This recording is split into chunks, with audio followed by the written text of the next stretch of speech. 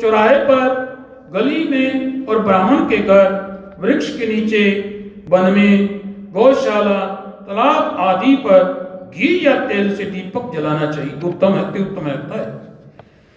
ब्राह्मण के घर में जो दीपक जलाता है उसको अग्निहोत्र यज्ञ का फल मिलता है, और जो आकाश में ऊंचा दीपक जलाता है उसको धन की वृद्धि वैकुंठवास मिलता है। भगवान से प्रार्थना करें कि भगवान आपके निमित्त ये दीप दान करता हूँ। कार्तिक में मथुरा, माघ में प्रयाग और विशाख में हरिद्वार का वास अति उत्तम कहा जाता है। जब सूर्य तुला, मकर और मेष राशि में हो, उनमें किए गए व्रत, नियम, पूजा आदि बहुत ही अधिक फल देने वाले कहे गए हैं। इन मासों में अच्छे कर्म करने से पापों का नाश होता है। जैसे सूर्य उदय से अंधकार, वज्र से पर्वत, गरुड़ के भय से सर्प, पवन से वेग, ज्ञान से दुख, सिंह के भय से मृग, वैसे ही मथुरा के दर्शन से पाप भाग जाते हैं। कार्तिक मास में स्नान, जागरण, दीपदान, तुलसी सेवन, भगवान के मंदिर में झाड़ू लगाना, भगवान की कथा सुनना, कीर्तन करना आदि सब भगवान की ही तुलना रखते हैं। अतः पूर्व जन्मों के पाप नष्ट करने वाले के लिए कृच्छ व्रत इत्यादि व्रत करे। नारद जी कहते हैं कि ब्राह्मण, पूर्व जन्म के पाप कैसे जाने जा सकते हैं? ब्रह्मा जी कहने लगे कि पूर्व जन्म के पापों के चिन्ह कहते हैं कि ब्रह्म हत्यारा, क्षयरोगी होगा, गुरु स्त्री गामी, पुष्टि, स्वर्ण की चोरी करने वाले के नाखून खराब होते हैं, मद पीने वाले के दांत खराब होते हैं। ऐसे पूर्व जन्म के पापों के चिन्ह से पहचाना जाता है। सुदान, तपस्या और कृच्छ व्रतादि से निवारण होते हैं। अब कृच्छ व्रतादि कहते हैं एक समय खाने से पाद कृच्छ, 3 दिन सायकाल और 3 दिन प्रातः काल भोजन करने से अति कृच्छ, तथा सायकाल में 22 ग्रास और प्रातः काल में 26 अथवा 24 ग्रास खाने से भी अति कृच्छ व्रत कहा गया है। 3 दिन तक रोज खावे, 3 दिन तक उपवास करे, यह भी अति कृच्छ व्रत होता है। सायकाल में 1 ग्रास और प्रातः काल में 1 ग्रास और 2 दिन बिना मांगा हुआ तथा 2 दिन भोजन नहीं करना, एक कृच्छात्रत व्रत कहलाता है। 21 दिन तक केवल दूध या पानी पीकर ही रहे, एक कृच्छातीत व्रत कृच्छ है। 12 दिन तक उपवास करना पारक व्रत कहलाता है। 4 दिन तक कुछ नहीं खाना, फिर सत्तू खाना या छाछ पीना और कपड़ा दक्षिणा दान देना, ये सौम्य कृच्छ व्रत है। इस प्रकार 12 दिन तक करना द्वादश शाक व्रत होता है। तुला पुरुष का दान करना और गऊ का कृत्य, गोबर, दूध, दही और कुशा का जल पहले दिन खाना, दूसरे दिन उपवास करना, ये कृच्छ संतिम्पन व्रत कहा गया है।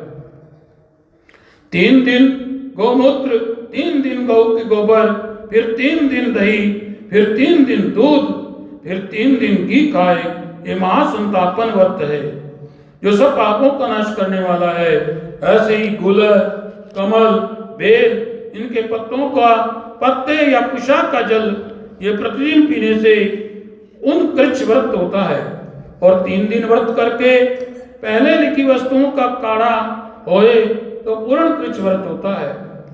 यदि तपाया दूध, घी, जान, जल एक प्रतिदिन पीवे और फिर एक उपवास करे तो ऐसा तप्त कृच्छ व्रत कहते हैं। जल, दूध, घी, तीर ये तपाकर 3 दिन पीवे और एक समय स्नान करे तो ये भी तप्त कृच्छ व्रत होता है। इसका परिमाण पानी 8 तोला, दूध 12 तोले, घी 4 तोला पीना चाहिए तथा कार्तिक शुक्ला चतुर्दशी को भगवान का पूजन करना चाहिए एवं उपवास करके उस रात्रि को जल में स्थित होने से ये जल कृच्छ व्रत होता है जिसके करने से वैकुंठ प्राप्त होता है। कार्तिक सुदी सप्तमी को घी खावे, फिर एकादशी को उपवास, दशमी को घी खावे, फिर एकादशी को उपवास करे। ऐसे पैतामा कृच्छ व्रत करके दिन में भगवान विष्णु की पूजा करे। ये तीनों लोकों में पूजित होकर वैकुंठ लोक को जाता है। कार्तिक सुदी छठ से 3 दिन केवल दूध पीवे, फिर नवमी से 3 दिन उपवास करे। ये महेंद्र कच्छ व्रत करने से दुर्लभ वैकुंठ को प्राप्त होता है।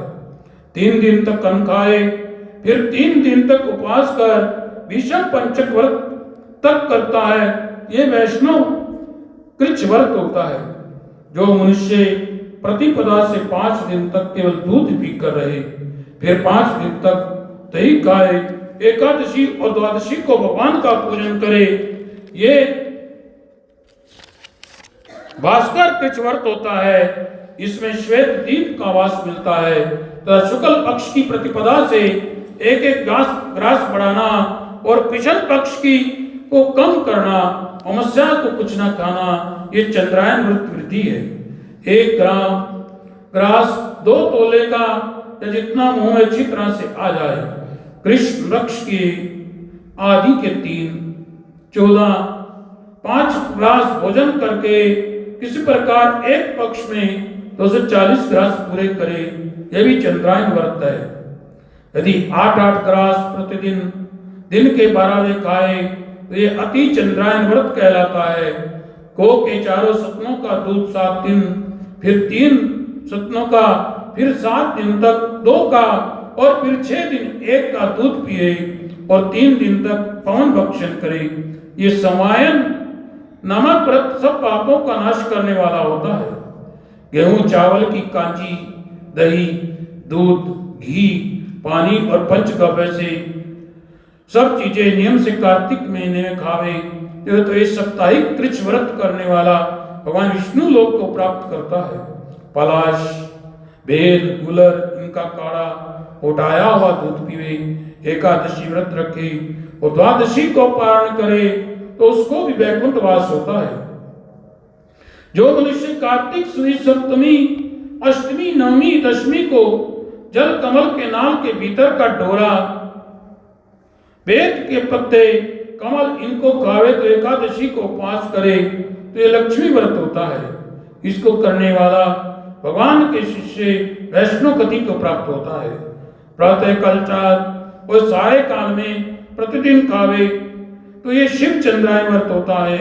कार्तिक सुदी चतुर्दशी विधि पूर्वक ब्रह्म कुछ व्रत और गौरी का पूजन करना चाहिए, जिसकी विधि कहते हैं कि गौ मूत्र, गोबर, गोदुग्ध, गोघृत और कुशा का जल ये सब मिलाकर पंचगव्य और ब्रह्म क्रूर होता है तथा लाल गौ का मूत्र और सफेद गौ का दूध, नीली गौ का दही, काली गाय का घी, यदि ऐसा ना मिले तो दूसरी तरह का भी ये भी पंचगव्य होता है। प्रमाण गोमूत्र 8 मासे, गोबर 10 मासे, दूध 12 मासे, दही 10 मासे और घी 10 मासे और कुशा का जल 4 मासे। गायत्री मंत्र को पढ़कर गौमूत्र लेना चाहिए, गंध द्वारा पढ़कर गोबर, प्या पृथ्व्याम पढ़कर दूध और दधि करावनों पढ़कर दही, तेजसी शुक्रमसी पढ़ के घी, देवस्याम ताम ये मंत्र पढ़कर कुशा का जल लेना चाहिए। इनको कुशा के पत्रों में उठाकर विधि में तमन करे और वेद के इन मंत्रों से आहुति देवे। एरावती इदम विष्णु शर्वती मनस्तोक शर्वती, इन मंत्रों से हवन करके बचा हुआ पान करे। पलाश के पत्र, कमल पत्र, स्वर्ण पात्र या चांदी के पात्र से पान करे। 1 दिन रात्रि को उपवास करे, ये भगवान का स्मरण करे। यदि स्त्री व्रत करे तो अपने पति की आयु कामना करिए, अर्थ भगवान की प्रार्थना करे। दिन को भोजन नहीं करना चाहिए। आंवले आदि का पूजन और तुलसी का पूजन करना चाहिए। व्रत आदि समाप्ति के निमित्त ब्राह्मणों को गोदान आदि करना चाहिए। इस प्रकार इन कृच्छ्रादि व्रत करने वाले विष्णु भगवान को परम पद को प्राप्त होते हैं। हे नारद, इस प्रकार मैंने आपको दीप दान की महिमा और कृच्छ्रादि व्रतों की का वर्णन किया है। जो कोई प्रसंग को श्रद्धा से सुनता है, पढ़ता है, मोक्ष को प्राप्त होता है। बोले कार्तिक महात्म्य की जय, बोले सियापति रामचंद्र महाराज की जय, उलमापति महादेव की जय। बोल देव हरे कृष्ण चंद्र महाराज की जय। बोल पवन सुत हनुमान की जय। बोल श्री सतीबाई सही महाराज की जय। बोल साचे दरबार की जय।